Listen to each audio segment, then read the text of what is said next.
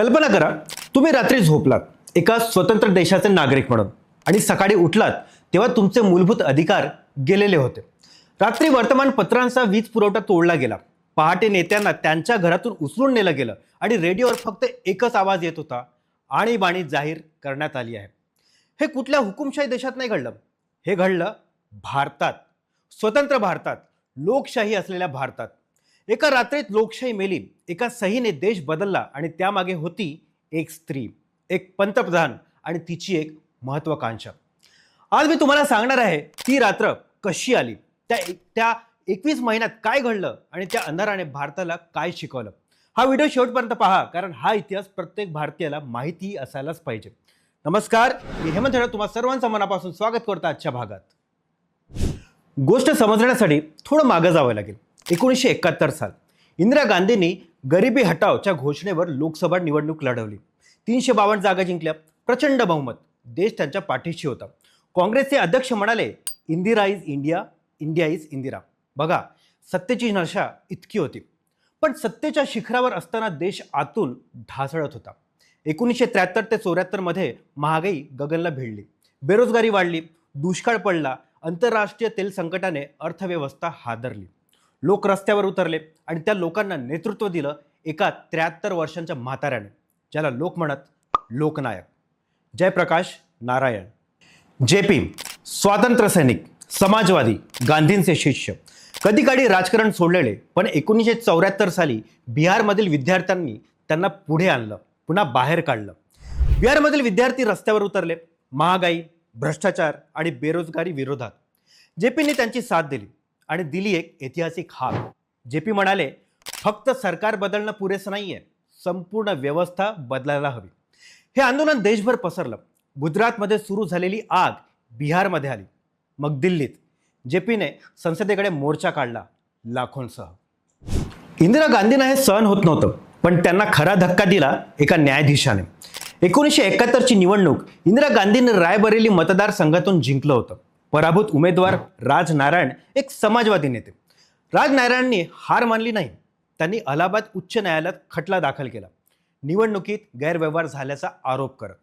4 वर्ष खटला चालला आणि मग आला तो दिवस, 12 जून 1975.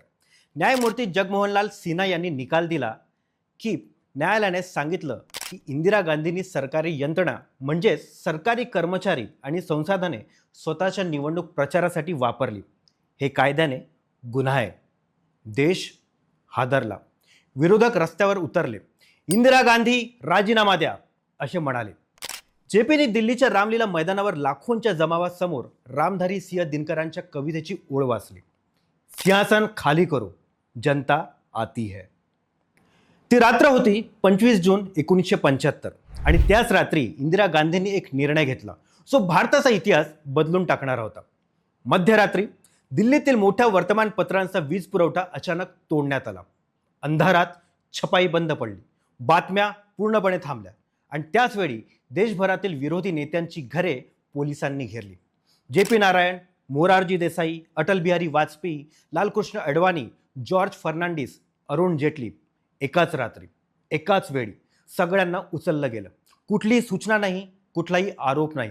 आणि पहाटे ऑल इंडिया रेडिओवरून राष्ट्राला कळलं की राष्ट्रपती फखरुद्दीन अली अहमद यांनी पंतप्रधान इंदिरा गांधींच्या सल्ल्यावरून भारतीय संविधानाच्या कलम 352 अंतर्गत अशांततेचा हवाला देत राष्ट्रीय आणीबाणी जाहीर केली आहे. ही भारतातील तिसरी आणीबाणी होती. पहिली 1962 चीन युद्धात, दुसरी 1971 पाकिस्तान युद्धात. पण त्या दोन्ही वेळी बाहेरच्या शत्रू होतं, यावेळी शत्रू होता आतला, सत्तेचा लालसा. पण आता एक महत्त्वाचा प्रश्न आहे, आणीबाणीचं खरं कारण काय होतं? सरकारी कारण होतं की देशात अंतर्गत अशांतता आहे, राष्ट्रीय सुरक्षेला धोका आहे. पण इतिहासकार आणि विश्लेषक एकमताने सांगतात, खरं कारण नंबर 1, न्यायालयीन निकालापासून वाचणं. अलाहाबाद उच्च न्यायालयाने निकाल दिला, इंदिरा गांधींची निवडणूक रद्द. सर्वोच्च न्यायालयाने फक्त कंडिशनल स्टे दिला, म्हणजे त्या संसदेत बसू शकत होत्या पण मतदान करू शकत नव्हत्या. पद जायची भीती होती. आणीबाणी हे पद वाचवण्याचं शस्त्र बनलं. खरं कारण नंबर 2, JP आंदोलनाला चिरडणं. JP नारायणच्या नेतृत्वाखाली लाखो लोक रस्त्यावर होते. सरकार बदलण्याची मागणी होत होती. आणीबाणी म्हणजे या आंदोलनावर लोखंडी पडदा. खरं कारण नंबर 3, सत्ता टिकवणं, कायद्याला वाकवून. संसदेत बहुमत होतं, पण न्यायालय, माध्यमे, विरोधक हे सगळे प्रश्न विचारत होते. आणीबाणीने एकाच वेळी न्यायव्यवस्था, प्रसारमाध्यमे आणि विरोधी पक्ष तिन्हींना थांबवलं.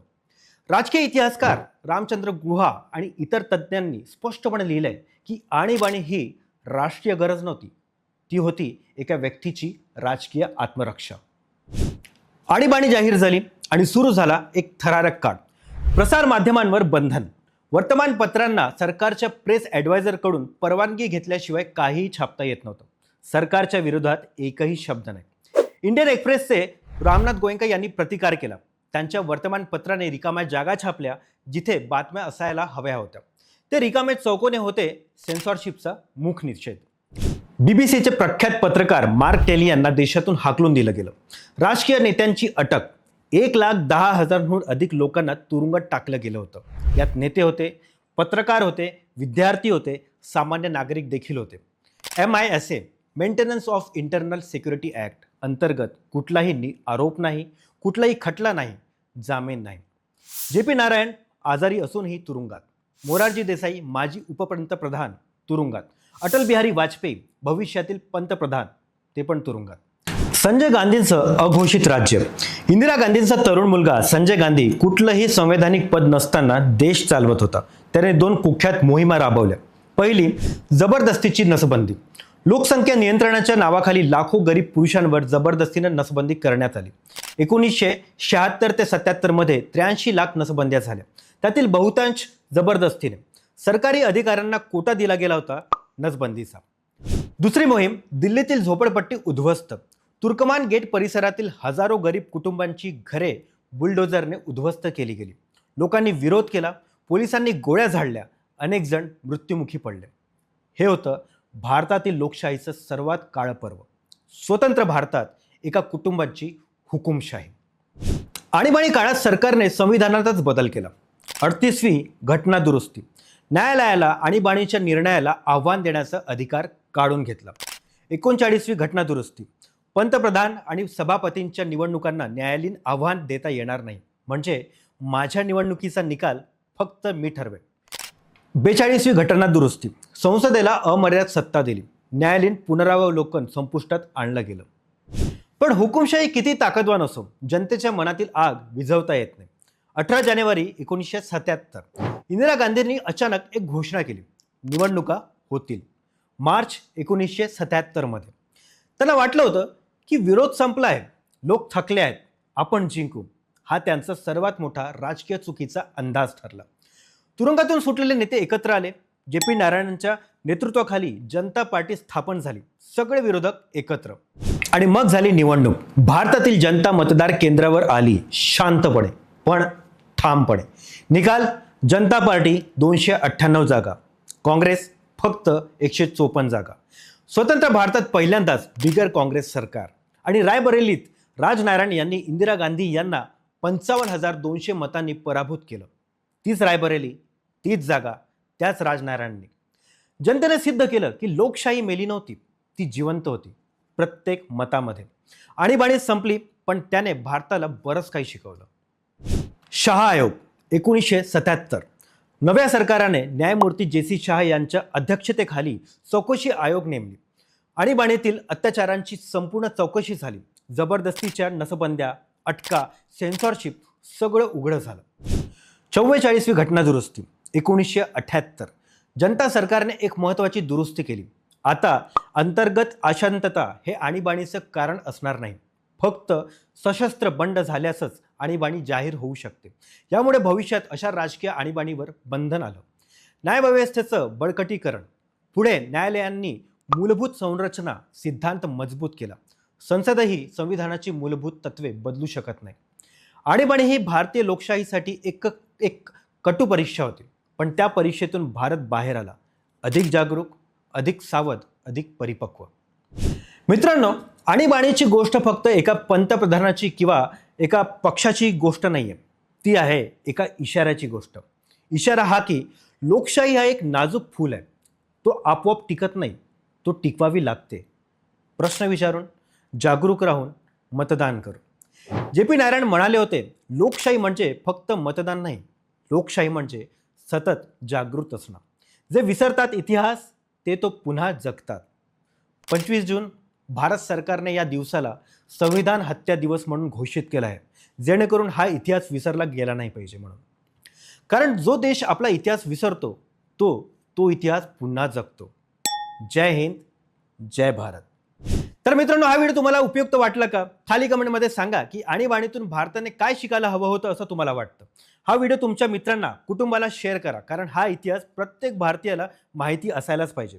लाईक करा, सबस्क्राईब करा, बेल आयकॉन दाबा, कारण असाच आणखी महत्त्वाचे भाग घेऊन मी लवकरच येणार आहे. चला भेटूया पुढच्या भागात. तोपर्यंत काही ना काही वाचत राहा, कारण वाचाल तर वाचाल.